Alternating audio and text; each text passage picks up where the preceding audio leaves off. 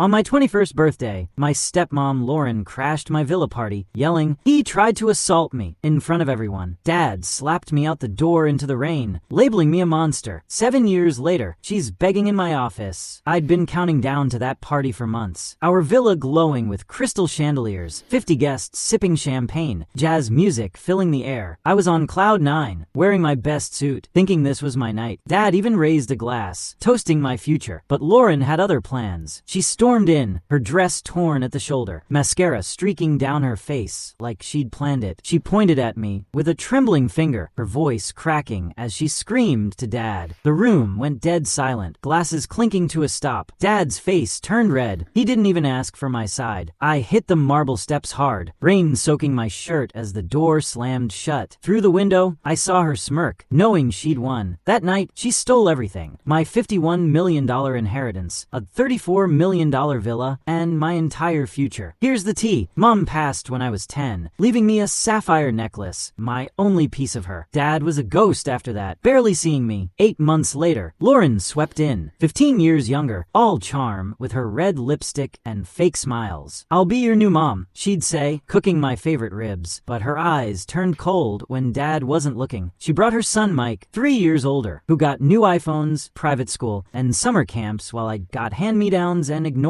By 16, I caught her transferring Dad's money into hidden accounts. I showed him the proof, but he snapped, "Mind your business." She played the perfect wife, sweet-talking her way into bank access and property deeds as Dad's company soared to new heights. That birthday was her checkmate, until this morning, when Dad called, his voice shaky with the truth. Stay tuned. The rain that drenched me the night I was kicked out still echoes in my nightmares. Mom passed away when I was 10, her hand growing cold in mine as I sobbed by her bedside. The funeral was a blur, rain pounding the windows, Dad clutching her photo while I stood alone, gripping the sapphire necklace she'd pressed into my palm. "This will protect you, like I always did," she whispered. That necklace became my only piece of her, a lifeline in the silence that followed. Dad turned into a ghost, wandering our empty mansion with hollow eyes, leaving me to cook my own meals and mend my own clothes. The house felt like a tomb, every creak a reminder of her absence. I'd find him in his study at 3 a.m., bourbon in hand, staring at Mom's photo as if willing her back to life. School became my refuge, though teachers' pitying glances followed me through hallways. 8 months later, he brought home Lauren, 15 years younger, with flawless skin and a smile that sparkled like a movie star's. "She'll help us heal," he mumbled, hope flickering in his voice. For the first time since the funeral, I watched from the staircase that first night as she explored our home, manicured fingers trailing over antique furniture, mentally appraising everything. At first, she seemed like a savior. She'd whip up my favorite red-cooked ribs, her voice soft as she called me sweetie or my little helper. She reorganized the house, filled vases with fresh flowers, and coaxed Dad back to the dinner table. But the second he stepped out, her mask slipped, her eyes turned sharp, cold as a winter night, scanning me like I was an obstacle to remove. She didn't come alone. Her son Mike, 3 years older, swaggered in with a sneer, all politeness around Dad, but tossing me glares when no one watched. He'd flaunt his new iPhone, blasting music in my face, or, accidentally, spill juice on my homework. Once, he cornered me in the garden shed, whispering, "Don't get comfortable. We're the family now," I told Dad, but Lauren twisted it. "Boys will be boys. They just need bonding time." Over the next 2 years, the shift was brutal. Dad married Lauren in a lavish ceremony where I was grudgingly included as ring bearer. My childhood photos disappeared from walls, replaced by professional portraits of our new family, where I always seemed to be in shadow. Family dinners became showcases for Mike's achievements, while mine were brushed aside with "That's nice, dear" from Lauren. When college application season approached, Mike's mediocre grades earned him private SAT tutors and campus tours across the country. My straight A's and extracurriculars received lukewarm interest from Dad, with Lauren suggesting community college might be more your speed. Every Christmas, Mike unwrapped designer clothes and tech gadgets, while I received practical items like socks or academic planners. "We're teaching you responsibility," Lauren would say, winking at Dad. By 16, I uncovered her game. Searching for a permission slip in Dad's desk, I found bank statements, $200,000 moved to an offshore account, another $150,000 to a trust in Mike's name. My stomach dropped. stopped, I showed Dad, voice shaking, but he roared, "Stop snooping in adult business." Lauren rushed in, tears glistening. "He's just jealous of our happiness." I was grounded for a month, my door lock removed as punishment. She convinced Dad to add her name to every account, then the deed to our beach house, her signature creeping onto stock certificates. As Dad's company soared, profits hitting $10 million a year, her ambition darkened. I'd hear her pacing at 2 a.m., muttering about securing the legacy, her voice a blade cutting through my future. She even pawned Mom's antique clock, claiming it was outdated clutter, the money vanishing into her designer purse collection. That sapphire necklace stayed my anchor amid Lauren's growing web of deception. I kept it hidden in a hollowed-out book, checking nightly to ensure it remained safe. Those stolen dollars and whispered secrets, they'd haunt her soon enough. My 21st birthday party wasn't my idea. It was Lauren's tradition. Little did I know she'd already crafted my downfall, timing it perfectly with Dad's announcement of my 30% inheritance stake, a stake worth over $80 million that became hers the moment I was labeled a monster and thrown into the rain.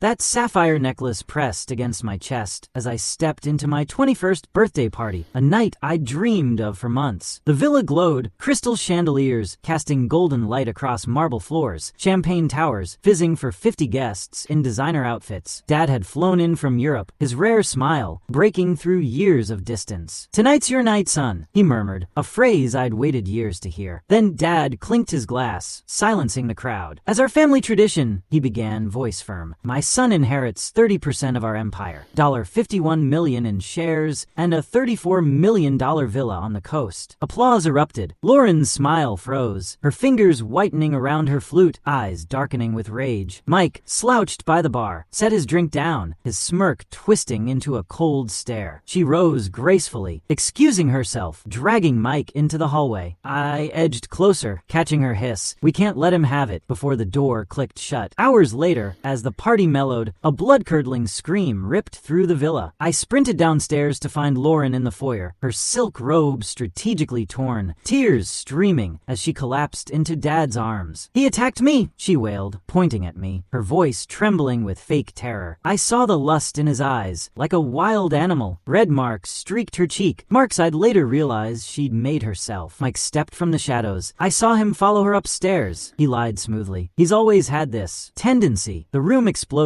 Guests gasped, some backing away from me, others whipping out phones. "That's disgusting," someone hissed. Another was already live streaming the broadcast, ensuring my public execution would be complete. Dad's face twisted with fury. "My own son," he roared, storming toward me. I tried to speak. "Dad, I didn't," but his palm cracked across my face, the slap echoing through the foyer. He grabbed my collar, shoving me toward the door. "Get out. You're no son of mine," he bellowed, flinging me into the rain. I tumbled down the marble steps, blood mixing with rain as it soaked my custom suit. The door slammed shut with a thunderous bang, Lauren's victory smirk visible through the window. What she didn't know, earlier that night, I'd seen her robe on her bed, neatly folded, the hem already torn, a detail I tucked away. The night Dad threw me out, I had nothing but rain-soaked clothes and $43 in my wallet. Lauren had calculated everything perfectly. Within hours, my credit cards were canceled, my bank account drained and locked, my phone flooded with threatening messages. "You're sick," texted my childhood friend. "Stay away from my family," wrote my godfather. Lauren's lies spread like wildfire, carefully worded to avoid legal action, but devastating enough to destroy me socially. I spent that first night huddled in a 24-hour McDonald's, shivering in my damp clothes, watching my social media followers drop by the hundreds. By morning, Lauren had changed the security codes, instructed the staff to block me, and sent a box of my belongings to a homeless shelter, with a charitable donation photo op for her Instagram. The sapphire necklace from Mom, missing from my things. The housekeeper later whispered, "Mrs. Lauren keeps it in her jewelry box now." My college acceptance letters meant nothing. Dad's company had donated millions to my university, and one call from Lauren had my admission revoked for moral character concerns. 17 job applications rejected, the last HR manager bluntly stating, "We don't hire people with your history." I slept in my car until it was repossessed, The payments suddenly stopped though I'd set up autopay. 4 nights in a shelter followed, where someone stole my laptop, my last connection to my former life. Winter came early that year, bitter cold seeping through my donated jacket as I haunted library corners for warmth. But her perfect crime had one flaw, that torn robe I'd spotted before her attack. 7 years later, she'd be on her knees, begging for mercy in my office. This morning, Dad's shaky call hinted at the truth she'd buried. The game was far from over. The rain-soaked suit clung to me as I staggered from that villa, the echo of Dad's roar, "You're no son of mine," ringing in my ears. That night, I had nothing but $43 in my wallet and a shredded dignity, the sapphire necklace stolen by Lauren's greedy hands. Her plan was ruthless. Hours after my exile, my credit cards were canceled, my bank account drained and locked tighter than a vault. My phone buzzed relentlessly, threats and insults flooding in. "You're sick," my childhood friend texted, his words a knife. "Stay away from my family," my godfather wrote, cutting ties I'd held since childhood. Lauren's lie had spread like a virus, crafted to dodge lawsuits but destroy me socially. By dawn, I was a ghost. Lauren had changed the villa's security codes, instructing staff to bar me, her voice dripping with fake sorrow as she posted a photo op, my belongings boxed up for a homeless shelter, captioned, "Giving back." The sapphire necklace? Missing, the housekeeper whispered, her eyes darting. "Mrs. Lauren keeps it in her jewelry box now." I stood outside the gates, watching my old life vanish, the weight of her victory crushing me. Socially, I was dead. My college acceptance letters, hard-earned with straight A's, meant nothing. Dad's company had donated millions to the university, and Lauren's single call labeled me a moral risk, revoking my admission. 17 job applications followed, each rejection a blow. The last HR manager stared me down, sneering, "We don't hire people with your history." Friends unfriended me online, my follower count plummeting from thousands to double digits. Strangers spat as I walked by, their whispers of monster trailing me like shadows. Survival turned brutal. I crashed in my car until the payments, set on autopay, mysteriously stopped and it was repossessed. 4 nights in a shelter followed, where a thief snatched my laptop, my last lifeline to my past. Winter hit hard that year, the cold biting through a donated jacket as I huddled in library corners, nursing a $1.99 coffee for warmth. I'd scrounge fast food wrappers from trash bins, my pride dissolving with every bite. One night, a shelter fight left me with a bruised rib, the pain a reminder of how far I'd fallen. My mind unraveled. Every night, I dreamed of Mom's face, her soft voice fading as rain pounded my sleep. I'd wake, pillow-soaked, tears or rain, I couldn't tell. Suicide crept in, the edge of a bridge calling my name, but Mom's whisper, "Stay strong," pulled me back. I scribbled her words on a napkin, clutching it like a lifeline. Then, a flicker of hope. A grizzled old lawyer, David, noticed me in the library, offering a janitor job and a cot. "You've got fight in you," he said, his gruff voice a spark in my darkness. That torn robe I'd seen on her bed haunted me, a clue she'd overlooked. 7 years later, she'd beg in my office, unaware I'd turned that flaw into my weapon. This morning, Dad's call, shaky, desperate, hinted at the truth she'd buried. The game was shifting. Stay tuned. 2. "You look like someone who needs help," an elderly man said, finding me asleep at the public library. David Klein, 72, retired lawyer, had sharp eyes behind wire-rimmed glasses. He needed help organizing his massive legal library and offered minimum wage, plus the apartment above his garage. That apartment was barely habitable, a leaking roof, ancient heating system, and furniture that belonged in a museum. But it was mine, and that meant everything. I worked 16-hour days, organizing David's chaotic collection by day, washing dishes at Romano's Italian by night. Every dollar went into a metal box hidden under a loose floorboard. I couldn't trust banks anymore, not after Lauren. "You're methodical," David observed on my 3rd week, watching me arrange case files by precedent rather than alphabetically. Most young people don't have that patience. One night, helping David with research, I found myself captivated by a case involving financial manipulation of an elderly widow. "This is fascinating," I admitted, tracing the legal arguments with my finger. "You have a mind for this," he remarked, sliding another book toward me. "Keep reading if you want." want.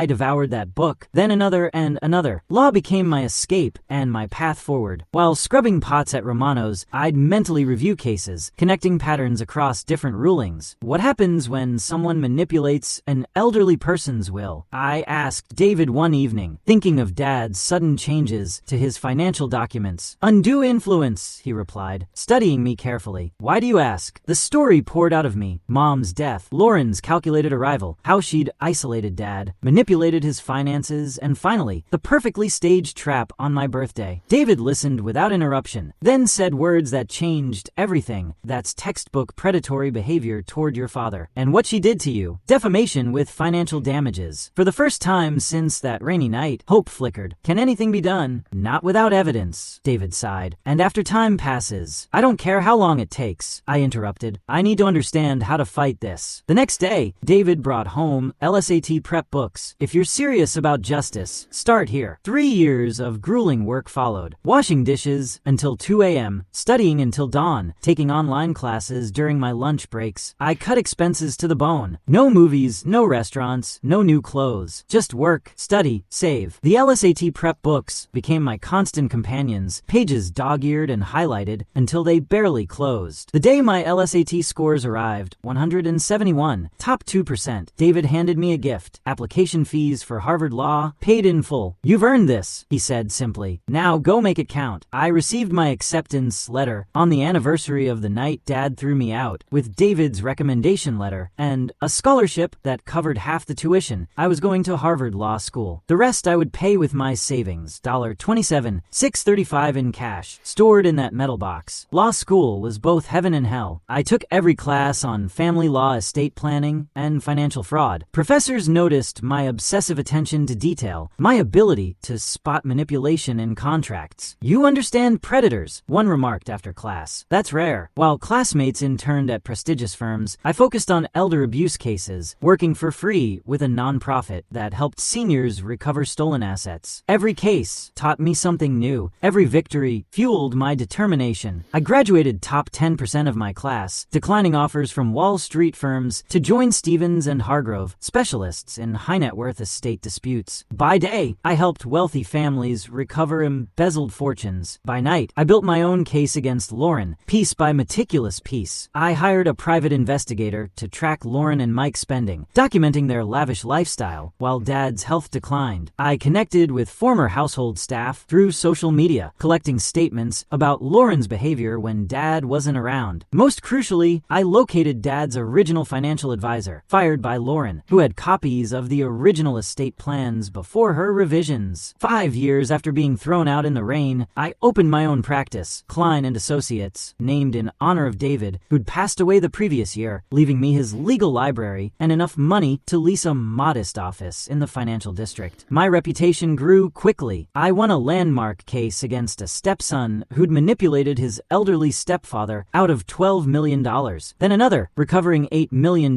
for twins whose uncle had rewritten their parents' will. Each victory gained media attention, each profile mentioning my uncanny ability to spot financial predators. I knew Lauren was watching. I made sure of it, giving interviews to financial magazines her wealthy friends read, describing predatory tactics that mirrored her own. I wanted her nervous, looking over her shoulder, wondering when I'd come for her. Then came the case that changed everything, representing Catherine Whitmore, whose circumstances eerily paralleled Dad's. Her second wife had isolated her from family, changed financial documents, and was systematically draining her accounts. We won a $23 million judgment, and the footage of the predatory wife being led away in handcuffs made national news. The morning after the verdict, my office phone rang at 6:43 a.m., a number I hadn't seen in 7 years. Dad's voice, older, weaker, but unmistakable. I found something you need to see. A pause. It's about Lauren. And that night, the will had finally turned full circle.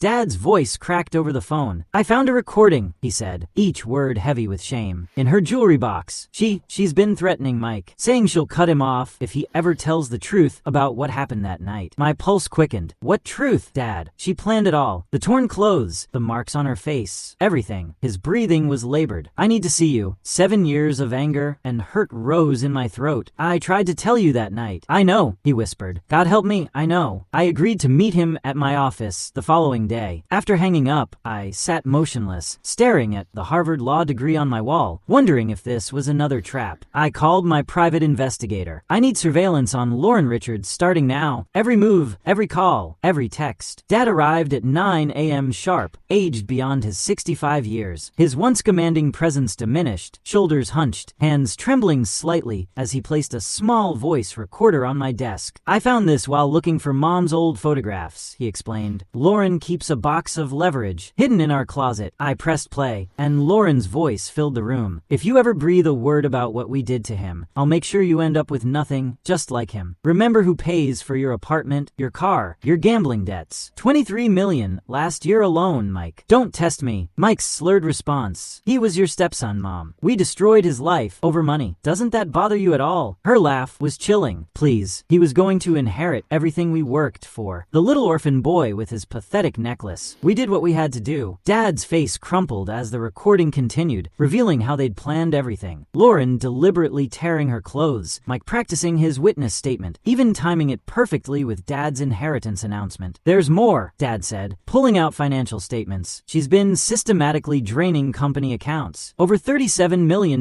missing, funneled through shell corporations. The board is meeting next week to discuss removing me as CEO. They think I've lost control. I studied the documents, my legal mind automatically cataloging each offense. Wire fraud, embezzlement, conspiracy, defamation. The case was building itself. What do you want, Dad? I asked, my voice carefully neutral. His eyes finally met mine. Justice for you. And he hesitated. Forgiveness, though I don't deserve it. I'd imagined this moment for years, scripting cutting remarks designed to wound. Instead, I felt nothing but pity for this broken man who'd once thrown me away. I'll need power of attorney, I said, sliding a document across the desk, and access to all accounts and records. He signed without hesitation. Whatever you need. The wheels of justice moved swiftly after that. With Dad's cooperation, we documented every fraudulent transfer, every manipulated document. The voice recording provided motive and intent. I filed emergency injunctions, freezing Lauren and Mike's access to all accounts associated with Dad or his company. 3 days later, Lauren stormed into my office unannounced, designer heels clicking angrily across hardwood floors. What the hell do you think you're doing? She demanded, waving court papers. Do you know who I am? Who I know. I remained seated, studying the woman who'd destroyed my life. 7 years had added lines around her eyes, but her arrogance remained intact. I know exactly who you are, Lauren, I replied calmly. A fraud who preys on vulnerable men. A thief who stole millions from Dad's company. And most importantly, I leaned forward. A liar who falsely accused me of assault to steal my inheritance. Her face paled. That's absurd. Robert will never believe. He already has. I pressed play on the recorder, watching her expression shift from anger to shock as her own voice condemned her. Where did you get that? She whispered. Your jewelry box, right next to my mother's sapphire necklace, which I'll be taking back today. She recovered quickly, years of manipulation surfacing in her smooth response. This proves nothing. One edited recording won't undo 7 years of everyone believing you're a predator. She smiled coldly. Besides, the statute of limitations doesn't apply to ongoing fraud. I finished for her. Or to new evidence in defamation cases. Or to corporate embezzlement. I gestured to the files on my desk. Would you like to know how many years you're facing, Lauren? Federal charges combined with state. For the first time, fear flickered in her eyes. Then, astonishingly, she sank to her knees, designer dress pooling around her. Please, she begged, tears streaming down her face. I have nothing without Robert's money. No family, no real friends. I'll return everything, I swear. The parallel was perfect. Me on my knees in the rain 7 years ago, her kneeling on my office floor today. Except my tears had been real. A girl like, you should be grateful. I even dated you. I remember Dad saying that night. Lauren's words in his mouth. I stood, straightening my custom suit. The FBI is waiting outside, Lauren. They're particularly interested in those offshore accounts you opened in the Caymans. As agents led her away, I felt no triumph, just a quiet sense of completion. Dad waited in the lobby, Mom's sapphire necklace in his outstretched hand. She kept it all these years, he said, voice breaking. Like a trophy, I took it, the weight familiar and comforting. Some things can't be stolen forever, I replied, fastening it around my neck where it belonged. The media called it the case of the century. Stepmom fraudster brought down by the very stepson she'd tried to destroy. Lauren received 12 years for financial crimes, her carefully constructed facade shattered. Mike, turning state's evidence, got 3 years probation motivation. Dad resigned as CEO, but kept his dignity and enough assets to live comfortably. As for me, I established the Catherine Richards Foundation, named after Mom, providing legal assistance to victims of family financial abuse. The necklace she'd promised would protect me now hung in my office, a reminder that justice, though slow, was worth the wait.